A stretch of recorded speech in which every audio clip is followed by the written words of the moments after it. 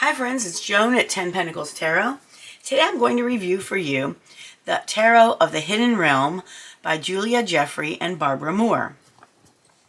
Now, it comes in a magnetically sealed box, very thick cardboard. This is what the cover looks like. The spine, the back, the bottom, and the other side. The back says, imagine strolling through a forest, the late afternoon sun filtering through the leaves. Suddenly, voices and laughter and music seem to be bubbling out of the stillness of the trees.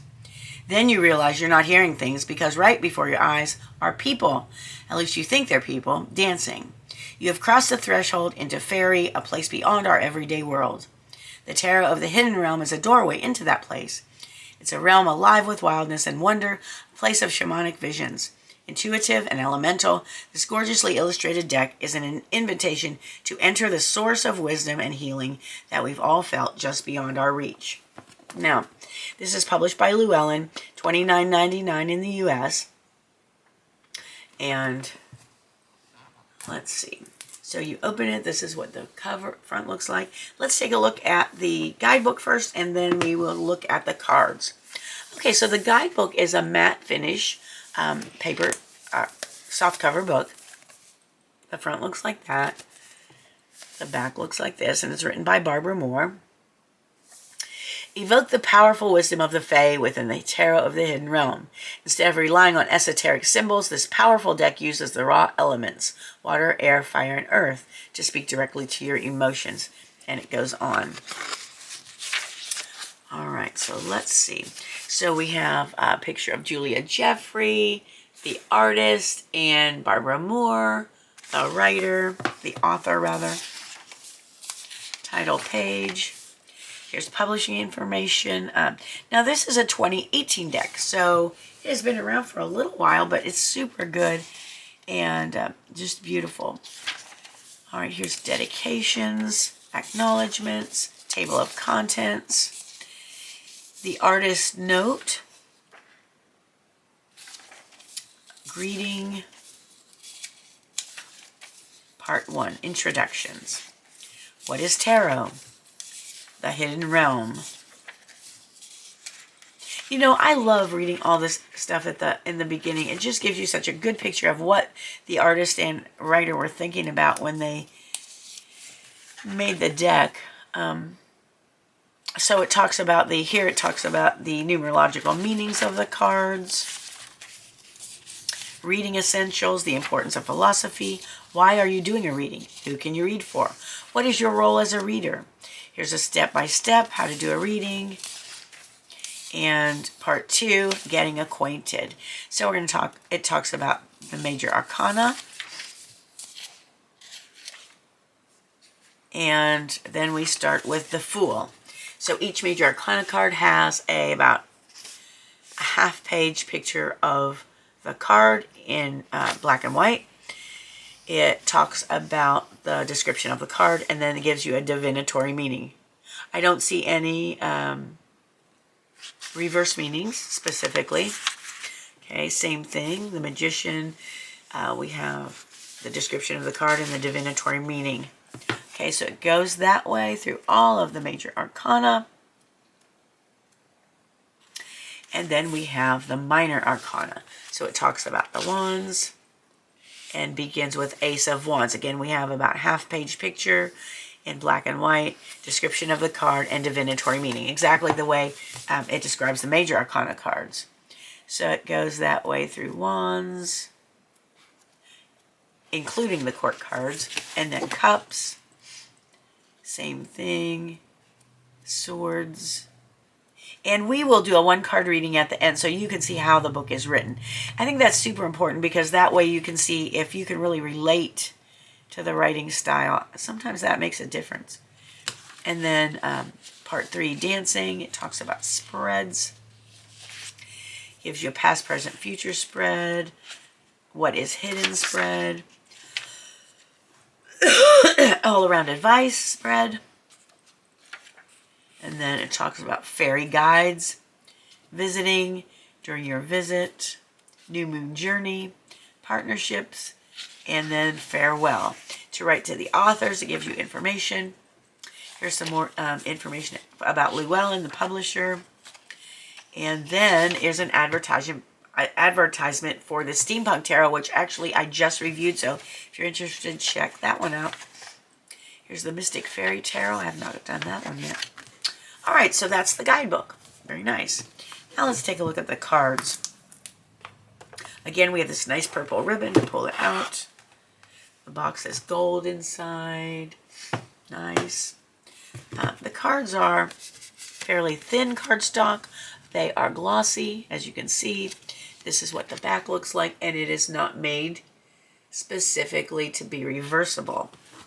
So we'll look at the cards, and like I said, we will do a one-card reading at the end so you can see how the book's written. Okay, so here's the Fool, the Magician, the High Priestess, the Empress, the Emperor, the Hierophant, the Lovers. A lot of really nice faces in here. Number 7, Fairy Stallion, which would be the Chariot. Strength, the Hermit, Fortune Fairy, which is the Wheel of Fortune, Justice, the Hanged Man, Death, Temperance, Shadow Dance, which would be the Devil,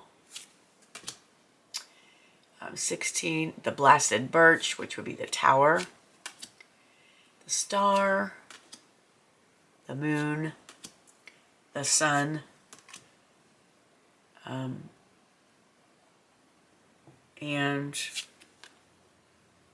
Judgment, which is life renewed in the world. All right, so now we start with the suit of wands. Ace of Wands, 2 of Wands, 3 of Wands, 4 of Wands, 5 of Wands, 6 of Wands, 7 of Wands, 8 of Wands, 9 of Wands, 10 of Wands, Page of Wands, Knight of Wands, Queen of Wands, and King of Wands. Now we move on to the cups. There's Ace of Cups, 2 of Cups, 3 of Cups, 4 of Cups, 5 of Cups, 6 of Cups, 7 of Cups, 8 of Cups, 9 of Cups, 10 of Cups, Page of Cups, Knight of Cups, Queen of Cups, and King of Cups. And I didn't mention this, but as you can see, there are no borders on the cards, and the titles of the cards are at the bottom, like in a gold bar at the bottom. Okay, and then we have Ace of Swords, 2 of Swords, 3 of Swords, 4 of Swords, 5 of Swords, 6 of Swords, 7 of Swords, 8 of Swords, 9 of Swords, 10 of Swords, Page of Swords, Knight of Swords, Queen of Swords, King of Swords. And finally, the suit of Pentacles. Ace of Pentacles, 2 of Pentacles, 3 of Pentacles, 4 of Pentacles, 5 of Pentacles, 6 of Pentacles, 7 of Pentacles, 8 of Pentacles, 9 of Pentacles, 10 of Pentacles, Page of Pentacles, Knight of Pentacles, Queen of Pentacles, and King of Pentacles. All right, so now we'll shuffle them, and we will do, let's see how they shuffle.